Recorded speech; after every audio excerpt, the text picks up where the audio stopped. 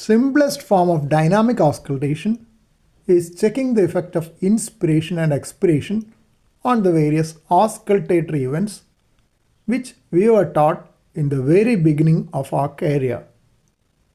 Yet, dynamic auscultation is a wide term which includes various physical and pharmacological maneuvers to assess the characteristics of heart sounds and murmurs. In the era prior to color Doppler echocardiography, we had to rely solely on dynamic auscultation for the differential diagnosis of many cardiac conditions. Some of the methods applied are Valsalva maneuver, change of position, exercise, observation of post-ectopic beat, compression of both brachial arteries with the blood pressure cuff, and pharmacological maneuvers like inhalation of amyl nitrate. We know that right-sided heart sounds and murmurs increase with inspiration due to the increase in venous return and consequent increase in flow through the right-sided chambers. The only right-sided event which is better heard in expiration is the phasic ejection click of valva pulmonary stenosis. As the doming pulmonary valve is already partially domed at the end of diastole in inspiration, the opening movement is less in inspiration.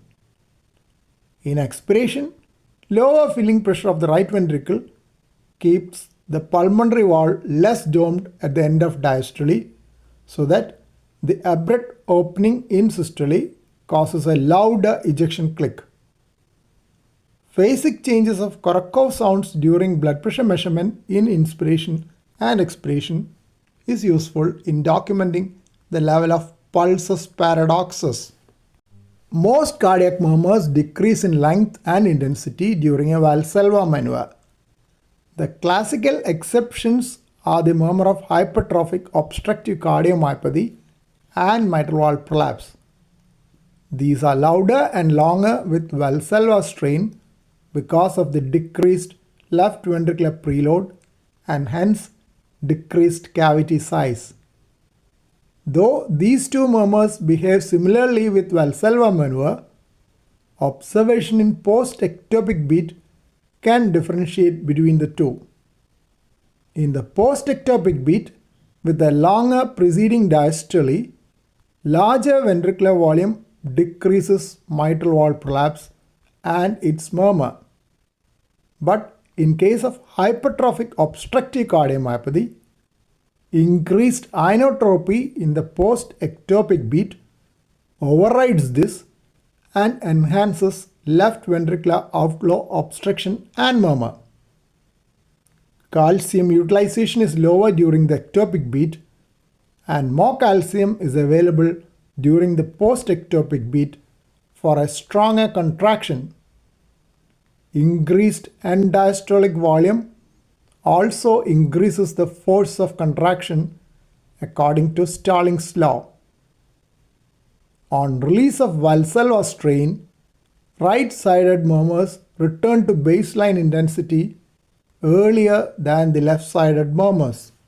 Hand grip exercise, both isotonic and isometric, can increase murmurs of pulmonary and mitral stenosis.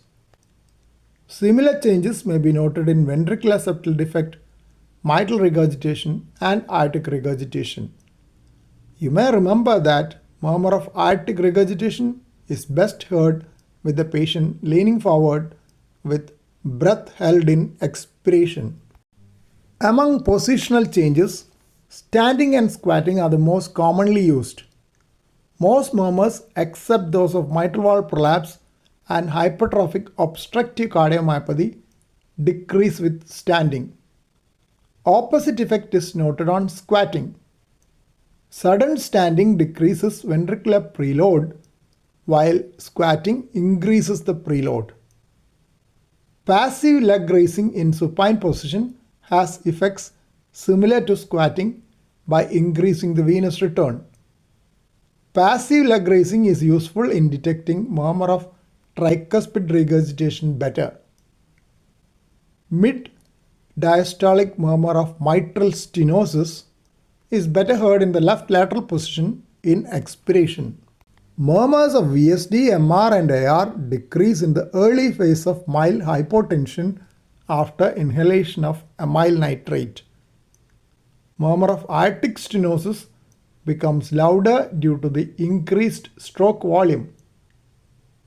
As AR decreases, this maneuver has been described for differentiation of Austin Flint murmur from mitral stenosis.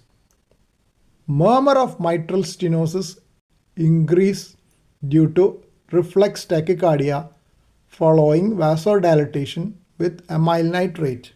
Increasing the afterload by transient occlusion of both brachial arteries by inflating BP cuff pressure 20 millimeters of mercury above systolic pressure increases murmurs of MR, VSD and AR. MR and VSD murmurs increase because of increased left ventricular afterload. AR increases because of increased resistance to aortic forward flow in diastole.